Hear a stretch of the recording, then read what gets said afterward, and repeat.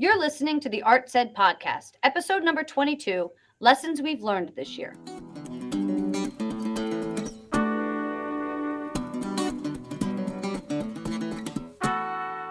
Welcome to the Art Said podcast, conversations through the perspective of the arts and education, hosted by educators and artists Shauna Longo and Edric DeBose. Morning, Edric. How are we doing today? I'm good. I'm good. A little overcast here. I'm trying to wake up. It's my second cup of coffee. I'm okay. All right. You're not doing too bad. Not doing too bad. Yep. Mhm. So today we thought we would give a little retrospective self-reflection on, we can't believe we're already at episode 22 this year. This will be our final kind of episode to kick off our inaugural season of our podcast. And we'll be back with you guys with fresh episodes at the start of the next school year in September. That is the New Jersey start of the next school year, by the way, because some start in August. Yep. But we thought we'd kind of look back on what we've learned throughout this year. So Edric, I'm going to kick it to Edric first and tell us a little bit about what you've learned from Lessons from Little Land. Okay. So I've been teaching for what, 15, 20, I can't even remember, 15 years, 20 years, somewhere in there. Something like Depends on how you put all those years together. Most of my experience has been in high school. The last 2 years I've been in an elementary school. So I've been pre-K, first grade, kindergarten. Which so- is early elementary school. Very early. Very early. Really early. Yeah. Surprisingly early. Only to the point where everything I'd done before almost doesn't have a place here. It's like I can't I can't talk to these kids about post-structuralism or art after World War II. None of that stuff. So so people have been asking me, how it's going, and I've found myself answering those questions in the same kind of way. So I thought, I think I maybe can sum this up in a few things. So the first thing that hit me was I knew that when I came here, I was going to be revisiting my past as a kid. And the first time that I realized that was when I was teaching middle school. Before I was teaching, I was subbing, and I was in a school, and there was this kid, and I was having a problem with this kid, and I couldn't understand why. I'm a grown man. This kid's 12. How come I don't like this kid? And then I remembered Bobby Worthington from 7th grade. And I was like, and this kid was just like Bobby Worthington. So that's when I realized that if you're teaching, you have to kind of go through your past. Any triggers that you have in you, you have to look at them and get rid of them. Because I realized that if I'm being triggered by this kid, I can't actually help this kid. Right. I'll be reacting to him instead of really trying to figure out what's going on with him. So, and I think a lot of times that's the issue with classroom management for teachers. They don't realize that a lot of times it's not the kid, it's you, it's your perception, and it's your past experiences that are clouding you building a relationship or connecting with this child, with this student. And so I think that a lot of people don't realize that, and sometimes it's the kids, but a lot of times it's us. Yeah, if you're like me, if you grew up as a semi nerd, right? So there's because certain kids in the class will bring that back to the front.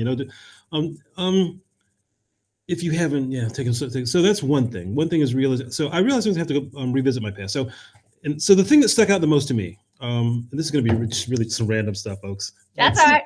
The thing that really stuck out the most was like this statement that kids come out, and it's so early because I'm looking at, okay, how was I programmed? So what kinds of things go into you as a child when you're too young to have any defenses against it? And one of those things is this idea of it's not fair. It's this kids really, really young, really early have this idea of what fair is supposed to be. And you look at this kid like, you just got here, man. Like, what do you know about what fair is supposed to be? Or the other thing I looked at was like when they start saying, well, this is hard. Like, and then how often have I, as an adult, have I carried that with me? It's something okay to say, well, this is hard. It's too hard for me. Or some of the kids, I don't like this class, So they'll tell me, I don't like art. I'm like, what has art done to you?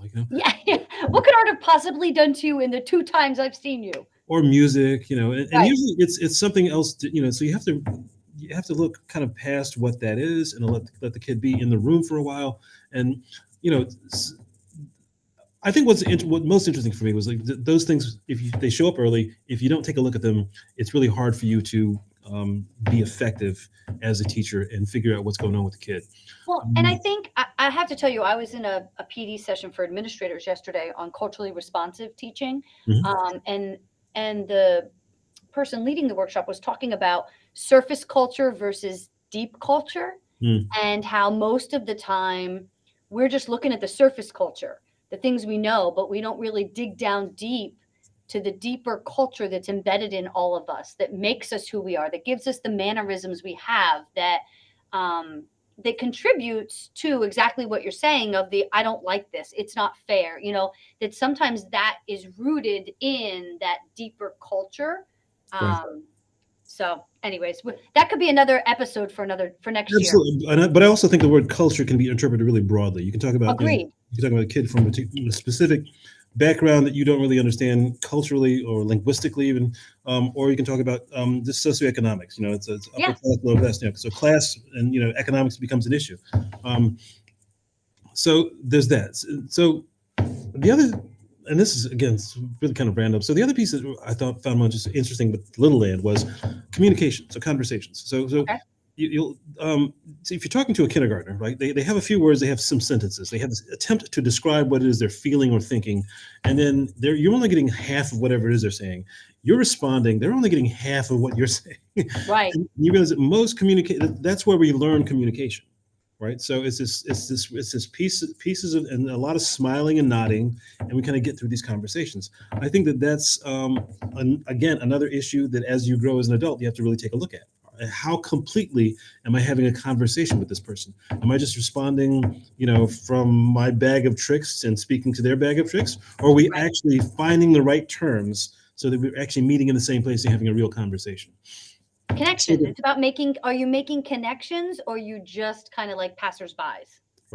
Right. And I think you have to look at your own stuff and your own background in order to be able to do that and make a connection and reach out, especially to somebody that comes from. Well, and I think sometimes our communication gets hindered by what we're feeling as teachers. If we're having a bad day, if something gets dumped on us, if something doesn't go right, if the class before is off the wall, like, to be perfectly frank, I'm gonna throw this out there, Edric. Edric and I don't like to record when he has certain classes on certain days because certain classes put us in a certain frame of mind, right? And so that clouds and affects how we respond. And so it's really hard, I will acknowledge it, to be able to leave it at the door, right? And to be able to give the kids the attention they deserve and the level of communication they individually deserve, because how you may be communicating or reacting to them may have nothing to do with that individual at all.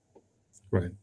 So it could be you again. So then this is the piece that I'm learning. So these are lessons I'm learning, but I'm seeing that they still apply to me as well. I'm looking Absolutely. At the kids, but I'm saying so that the SEL, the idea of social emotional learning, didn't really hit me until I came here, because you realize that these kids, later on, they don't remember what you taught them. They really don't. They remember how you made them feel. How they felt in your room. How they felt about how the activities were structured, how they felt about how they related to the other kids. That's really what sticks with them. The other piece is sometimes people talk about, you tell them you're teaching elementary school, the kids are so cute. And I'm like, yeah, they're cute, but some of these kids are really dealing with problems. Some of these kids have more trauma than any of us have ever could even consider having to deal with in our lives as adults. And they're 4, 5, 6 having to deal with this level of trauma. Yeah, it's incredible. Yeah. And then somehow come to school and be able to learn when, you start, because, again, kids tell you everything, you start to understand these stories through other people in the community. And it's like, some kids are really up against it. And it's, you have to really understand that. So I think the last thing I want to talk about is a master lesson. So one of the teachers here, I really respect. I think she's great. She's just level-headed. I really appreciate where she's coming from.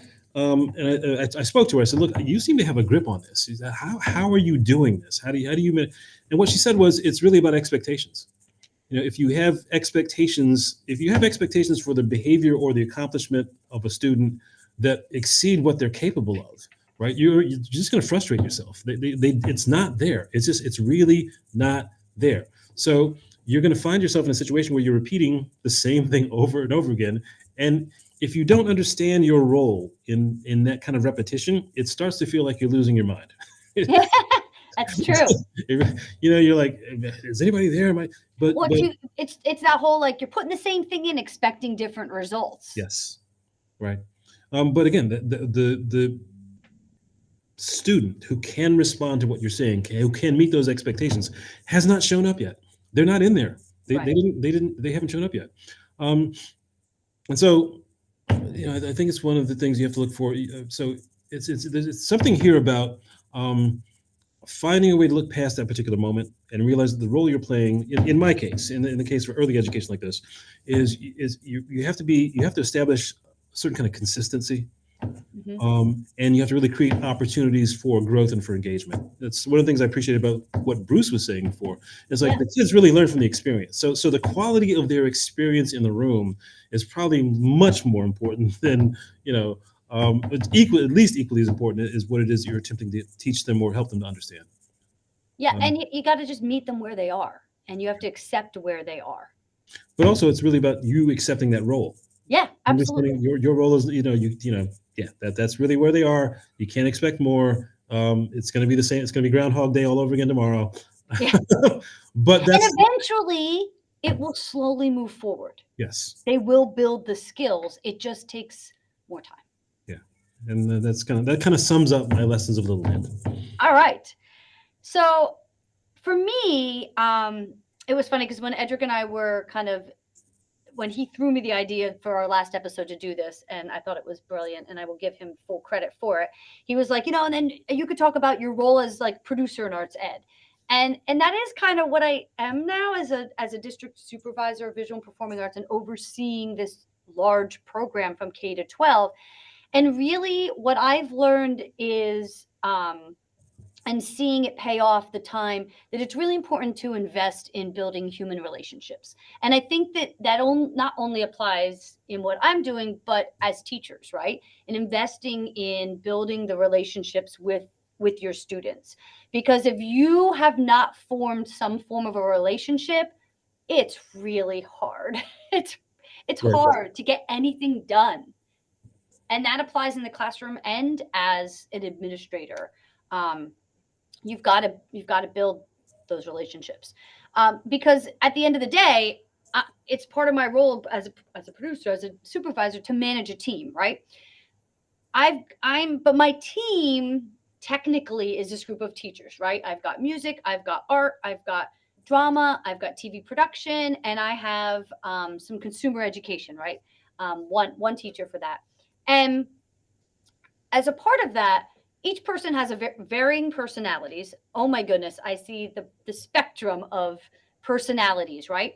And those personalities are driven by their passions, right?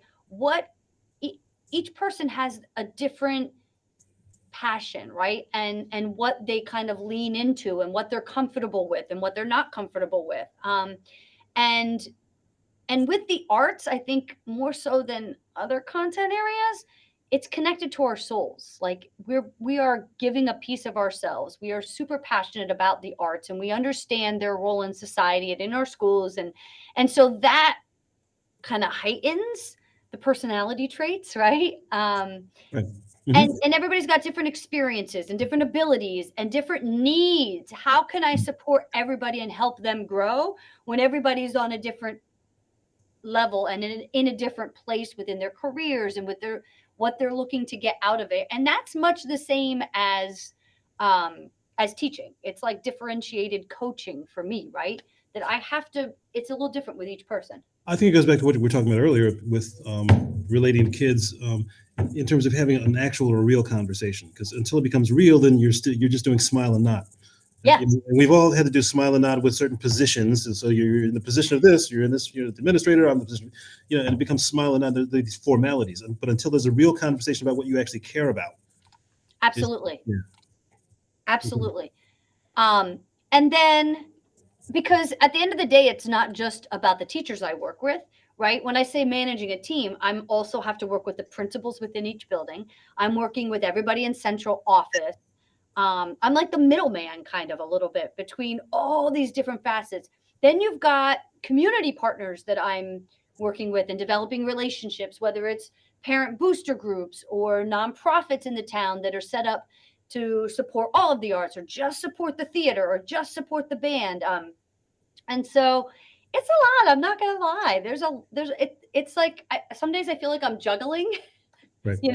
All these different parts of the team. Right. And, you know, so one of the things I did, and I think we mentioned this in an earlier episode, was at the beginning of the year, I actually did with my staff. Adobe has this free thing online called What Type of Creative Are You? So if anybody out there that's listening hasn't tried it, give it a try. It's pretty amazing. And actually, I was the producer in that, wasn't I, Edric? Yes, you are. I was. So I did it with my team, with my teachers, just to see kind of everybody's personalities and who they are and what type of creative they are. But it really gives you insight into what makes them tick and how they work. And it's really interesting. So that if you are managing a team, that can be a really helpful tool that's free out there to kind of help you and everybody else understand each other, right? That's on that team, because you've got to have an understanding of everybody. So the next thing in managing that team that I would say is the importance of consistent communication. And so not only in just the day-to-day expectations and what's going on, but also I think that the role and the voice of advocacy has changed a lot. And I don't look at advocacy. I think advocacy, although a very important term, I think it's really consistent communication. And social media has afforded that opportunity to shift the role and how you approach advocacy for your program. I think it's really important to, a lot of times we showcase these amazing, great, big things, but what's the day to day like? What gets them to that point, I think, is almost, to me, more important in some ways, that people have an understanding of that journey versus the final product. I think that that's more important. It goes back to mind, I think it gets you more traction. I think it goes back to what, again, Bruce was talking about. It's the quality of experience. So Yeah. those experiences are really what you're taking with you. I think if you just come to see the show or the exhibition, at the end, you don't really understand that it's for the students. It's really been about that process and what they've learned in that. Yeah. And as part of that, like, consistent communication and advocacy, it's really important to develop partnerships within the community. You can't just be within your school bubble and that's it, because, like, you need to set up, like, you need to build your team, right? And if you're talking about advocacy and things like that, you need to have your partners in the community that are ready to come out when needed, right? And I feel like if you do enough good, consistent communication and advocacy work, you don't have to lean in. Times don't get so tough that you have to, like, raise the pitchforks and call the troops in to defend and support. That I don't ever want to get to a point of having to do that. I want to have this rapport, I guess, within the community for the program, and respect and admiration and need and want, right? And I think that that takes a really long time to do, but I think that it is worth it. It's a good investment of time. Even as a teacher, I did that. I invested in creating those partnerships and letting people know what was happening within my classroom when I wasn't an administrator. And I think it's really important of including the community as much as you can. All right. So next, keeping your finger on the pulse. One of the things in my role now as a supervisor, I need to be in the know. Like, I need to know what's going on at all levels within the school district, because I need to be able to assess how does that apply and or affect my teachers, our program, what we offer to our students, and to be able to be proactive instead of reactive. If I don't know something's coming down the pike, then I'm going to react to it versus, okay, this is coming. Here's how we already fit into that equation. Here's what I need to lean into to make sure we stay a part of every conversation, that no matter what the initiative is, and no matter how much we may think it doesn't apply to us because we're the arts people, I shouldn't have to worry about that. That happened a lot when Common Core came down the pike, whereas you and I and our team were like, nope, let's figure out how we're already doing this, and then we're good. We can still continue on our journey, but you have to be able, you can't just be a lone island. You can't sometimes I feel like arts people feed into that, complaining of they're on an island and no, I'm the only one in my building and nobody understands and my administration doesn't understand. And that may very well be true, but you have to consistently communicate to educate them. It's not just about educating the students. We have to educate the administration. We have to educate the community on what we do, how we do, and why we do it. So proactive instead of reactive. And then it's okay to not please everyone. And this is a hard one. It's challenging. When you're doing challenging work, it's going to require tough decisions, and you're not going to make everybody happy. And a part of me believes that if you're not pushing the envelope and pushing people a little bit out of their comfort zone, you're not doing good enough work. Like, you got to really be okay with, this might not make somebody happy, but when I look at the bigger picture of what were my goals, what are our goals as a department, you just can't please everybody. It's just impossible. Like the students in our classroom, right, Edric? No, you can't please everybody. There's another piece of that, I think, that has to do with what you can, or what you have the ability to do, right? So there's a piece of that which, you're gonna have to, it's kind of what I think, what I was saying before about expectations. There's a certain amount that you can do. There's a certain amount you're going to get from other people, right? Yep. And yes, the work, if you're attempting to do something which is difficult, you're going to have to ask people to come outside of what they do. You have to try to find a way to explain it to them, let them know why this means, why it's relevant, why it's important. Absolutely. And then the last thing before we wrap this final episode of the year up is, it's also okay to say no. This is something that I've really been working hard on. Edric can attest to it for the past few years, that setting some boundaries and to help balance your professional and personal lives, right? Work and family. And it's not always easy. And I can say, like, last night I received a work text at 9:34 p.m. that I had to deal with, right? And then at 7 a.m., there was more follow-up from that 9:30 p.m. text, and it's filtered throughout my day today. So sometimes you can't fully separate, but I think that I've just learned, when I say no, I can't go to that meeting because I just said no yesterday to a big meeting because I'm like, nope, it's my son's first middle school baseball game. I'm not going to be late for it. I'm not going to miss it. And I will tell you, if you're in the right place with the right people, they're going to go, absolutely not. Tell him to knock him dead. Like, they will get it, and they will support you in saying no. If they don't support you in saying no, you might want to think about where you are. Yeah. Right? Yep. Because at the end of the day, if we don't advocate for ourselves and what we need, you are not going to be your best self. Right. Yeah, certain tools you need and certain requirements you have, and if they cannot be met, it's going to be difficult for you to do what it is you need to do. It's also going to become it's going to be hard for you to continue to care, and that's what I'm finding. For me, the hardest thing is how do I preserve my ability to care about people and care about what I'm doing. So if you're burned out, you can't do that.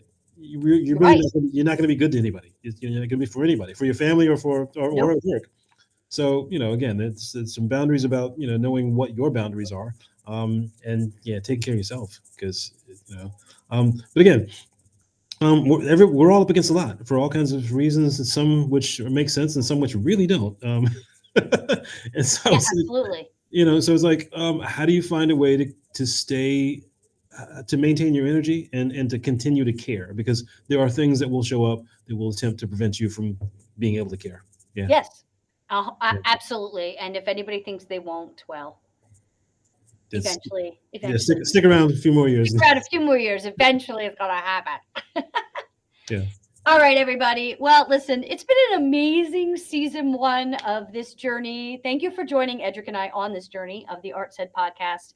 We will be back in September of 2024 with season 2. So we hope you will join us for the next chapter of this podcast for us. And we wish you a great summer vacation. Thanks, folks. See you later.